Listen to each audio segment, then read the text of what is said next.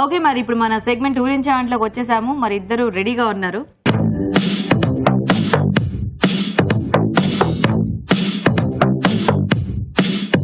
So Sirisha గారి segment ఏంటంటే general గా ఊరించే వంట అని బయట టీవీ చూస్తున్న ఆడియన్స్ చక్కగా మెసేజ్ చేస్తే వాళ్ళని ఇక్కడ పిలిచి వాళ్ళతో వంటలు చేస్తుంటాం. ఓకే, కాకపోతే ఒక సీక్రెట్ ఇంగ్రీడియంట్ నేను ఇస్తాను అనమాట, సస్పెన్స్.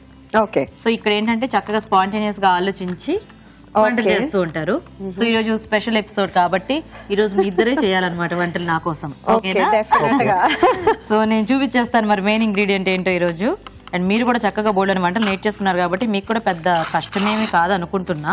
ఓకే, అస్సలు కష్టం కాదు, చాలా ఈజీ తెలుసా. పండుగ రోజు ఎందుకులే వీళ్ళని ఎక్కువ కష్టపెట్టడం అని నేను ఇలా తీసుకొచ్చాను. చాలా గుడ్ గర్ల్ కదా. Thank you. సో రాజు గారు, మినప్పప్పు, గుండు మినువులు. సో జనరల్ గా మినప్పప్పు అనగానే మనము గారెలు, బూరెలు, ఇలాంటివన్నీ అన్ని అన్ని వస్తాయి అన్ని వస్తాయి కాబట్టి మీ ఇద్దరు ఆలోచించండి. కాకపోతే ఈరోజు పండగ కాబట్టి నాకు కొంచెం స్పెషల్ గా కావాలి. ఓకేనా? సో మరి మన ఆడియన్స్ ని కూడా డిసప్పాయింట్ చేయకూడదు మీరు. తప్పకుండా చక్కగా ఈ గుండు మినపప్పుతో ఏం చేయొచ్చో థింక్ చేసి నాకు చెప్పేస్తే మనం మొదలు పెట్టిద్దాం.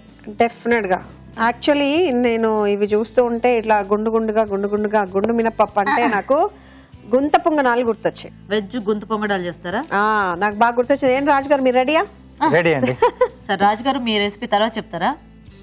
చెప్పేస్తాను. అంటే తను చేసే ముందు కూడా నేనేం చేస్తానో దానికి తగ్గట్టుగా ఇంకొంచెం బాగా చేయాలని ప్రిపేర్ అవుతుంది కదా. కొంచెం హాట్ గానే వస్తుంది కదా, ఒక స్వీట్ ఐటమ్ చేస్తాను నేను. అవును, అన్ని హాట్ అయిపోయాయి. నా కోసం ఒక స్వీట్ కూడా చేయలేదు. మీరు ఎంత మంచి వాళ్ళు, స్వీట్ చేస్తున్నారు. జాంగ్రీ చేస్తాను. ఓకే, జాంగ్రీ పేరే చాలా యమ్మీ యమ్మీగా ఉంటుంది. స్వీట్ కూడా యమ్మీ. థ్యాంక్ యూ సో మచ్ రాజు గారు. వెల్కమ్ అండి. సో అయితే ఫస్ట్ మనం శిరీష గారితో చేయించేద్దాము. ఓకే అండి. మరి వెజ్ గుంత పొంగడాలు తయారీకి కావాల్సిన పదార్థాలు ఏంటో ఒకసారి చూద్దాం. వెజ్ గుంత పొంగడాలు తయారు చేయడానికి కావాల్సిన పదార్థాలు: మినపగుళ్ళు 1 కప్పు, క్యారెట్ తురుము 1/2 కప్పు, బ్రోకొలీ తురుము 1/2 కప్పు, తరిగిన పచ్చిమిరపకాయలు 2, తరిగిన బీన్స్ 1/2 కప్పు, తరిగిన అల్లం 1 టీ స్పూన్, జీలకర్ర 1 టీ స్పూన్, కొత్తిమీర కొద్దిగా, నెయ్యి 2 టేబుల్ స్పూన్లు, ఉప్పు తగినంత.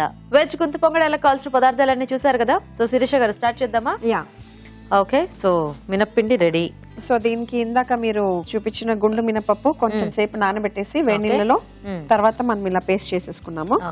ఈ పేస్ట్ మరీ లూజ్ గా కాకుండా ఇదిగో ఇలా కొంచెం టైట్ గా చేసుకోవాలి. ఎందుకంటే ఇందులో వేసేటప్పుడు మరీ పలుచగా ఉంటే పిండి మనకి గుంత పొంగనాలు సరిగ్గా రావన్నమాట.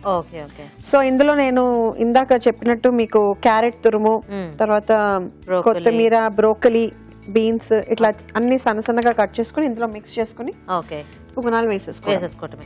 సో ఇది కూడా ఆన్ చేద్దామా, కొంచెం హీట్ అవుతుంది.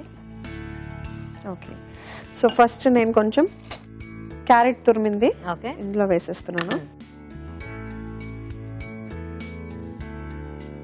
ఇది బ్రోకలీ. ఓకే, ఇంకా వెజిటేబుల్స్ మన చాయిస్ కాబట్టి మనకి అందుబాటులో ఉన్న అన్ని కూడా యాడ్ చేసుకోవచ్చు. ఒకవేళ మనకి ఇంట్లో బ్రోకలీ లేకపోతే కనుక మనము కొత్తిమీర కూడా వేసుకోవచ్చు దాని బదులు. సో కొత్తిమీర అయినా టేస్ట్ బాగుంటుంది. ఇవేమో సన్నగా తరిగిన బీన్స్. ఓకే, తర్వాత పిల్లలు కూడా తినాలి కాబట్టి పచ్చిమిర్చి సన్నగా తరుక్కుని నేను జస్ట్ కొంచెం వేసుకుంటాను. ఇవన్నీ వేసేసుకున్నాం కదా. ఇవేమో అల్లం. అల్లం కూడా ఇలా సన్నగా కట్ చేసుకోవచ్చు, లేదంటే అల్లం ది గ్రేటర్ అల్లం కూడా తురిమేసుకోవచ్చు. తర్వాత కొంచెం జీలకర్ర, సరిపడా ఉప్పు నేను ఎప్పుడు చేత్తోనే వేస్తాను. స్పూన్ తో వస్తే అది తెలీదు ఎంత వేయాలో. ఓకే, సో హ్యాండ్ తోనే బాగా అలవాటు అనమాట. సో హ్యాండ్ తో సరిపడినంత వేస్తాము. ఇదేమో కొత్తిమీర. సో ఇప్పుడు ఇవేంటంటే మనం ఇవి అంటుకోకుండా ఉండడం కోసమని కొద్దిగా జస్ట్ కొంచెం నేతితో చేస్తున్నారనమాట. కొంచెం నెయ్యి వేసుకుంటే మనకి అది తీసేటప్పుడు ఈజీగా వచ్చేస్తాయి అనమాట. సో ఇప్పుడు మనం పొంగనాలు వేసేద్దాం. యాక్చువల్గా ఇది చాలా ఫాస్ట్ గా కూడా అయిపోతుంది మనకి కదా. ఇది కూడా నేను అంటే చేతులతోనే వేసిస్తాను. ఓకే,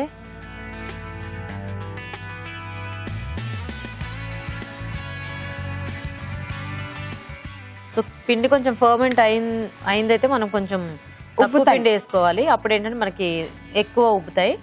మనం కావాలంటే కొంచెం తినే సోడా కూడా వేసుకోవచ్చు. తినే సోడా వేసుకుంటే మనకు కొంచెం ఫ్లఫీగా వస్తాయి. సో కాంబినేషన్స్ ఏమైనా చేస్తారా పొంగడాలకి, లేకపోతే ఇంకా ఇలా? ఇందులోకి నేను ఎక్కువగా అల్లం చట్నీ ఒకటి చేస్తాను, లేదంటే పుట్నాలును కొబ్బరి చట్నీ. మామూలుగా మనం ఇడ్లీలో చేసుకుంటాం కదా, ఆ చట్నీ చాలా బాగుంటుంది. Okay okay.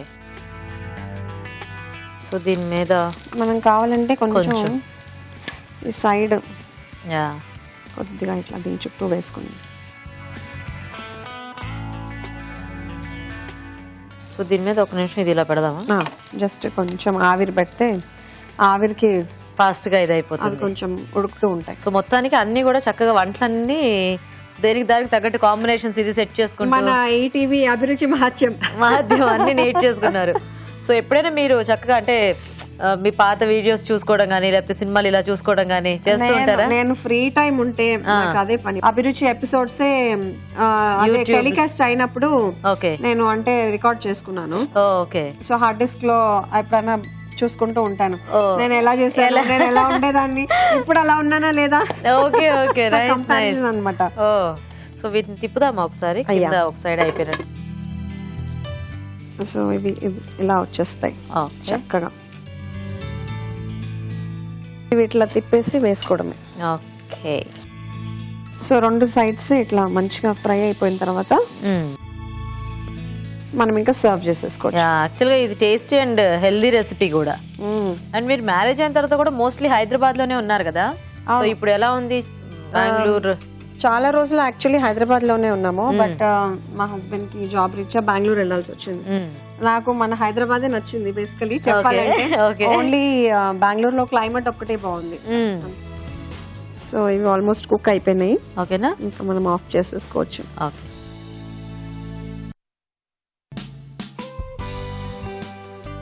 ఇవి కూడా బాగానే సాఫ్ట్ గానే వచ్చినట్టు అనిపిస్తుంది. అది గుండు మినపప్పుతో బాగా వస్తాయి సాఫ్ట్ గా మంచిగా. పిండి అంటే మనం కొంచెం ముందు రెడీ చేసి పెట్టుకుంటే ఇంకా బాగా వస్తుంది, బట్ స్టిల్ మనం ఇప్పుడు ఇన్స్టెంట్ గా చేసుకున్నా కూడా బానే ఉంది. లేదు మనకి ఇందాక మీరన్నట్టు ఇడ్లీ దోశ తిని తిని బోర్ కొట్టింది అనుకుంటే ఇడ్లీ పిండి దోశతో కూడా మనం వేసేసుకోవచ్చు. కొన్ని వెజిటేబుల్స్ అన్ని మిక్స్ చేసేసుకొని. నైస్, బాగున్నాయి, చక్కగా బాగా ఫ్రై అయ్యాయి అన్ని కూడా. సో లేట్ చేయకుండా ఇంకా టేస్ట్ చూసేద్దాము. ఓకే, సో చూసారు కదండి, చక్కగా వెజ్ గుంత పొంగడాలు రెడీ అయిపోయాయి. మరి టేస్ట్ చూసే ముందు తయారీ విధానం ఇంకోసారి చూద్దాం. వెజ్ గుంత పొంగడాలు తయారు చేసే విధానం. ముందుగా మినపగుళ్లను 1 గంట పాటు నానబెట్టి మిక్సీ పట్టి ఒక బౌల్లోకి తీసుకోవాలి. దీనిలో క్యారెట్ తురుము, బ్రోకలీ తురుము, తరిగిన బీన్స్, పచ్చిమిరపకాయలు, అల్లం, జీలకర్ర, ఉప్పు, కొత్తిమీర వేసి బాగా కలిపి కాసేపు పక్కనుంచాలి. ఆ తర్వాత ఈ మిశ్రమాన్ని గుంత పొంగడాల గిన్నెలో వేసి నేతితో 2 వైపులా కాల్చుకోవాలి. అంతే, వెజ్ గుంత పొంగడాలు రెడీ.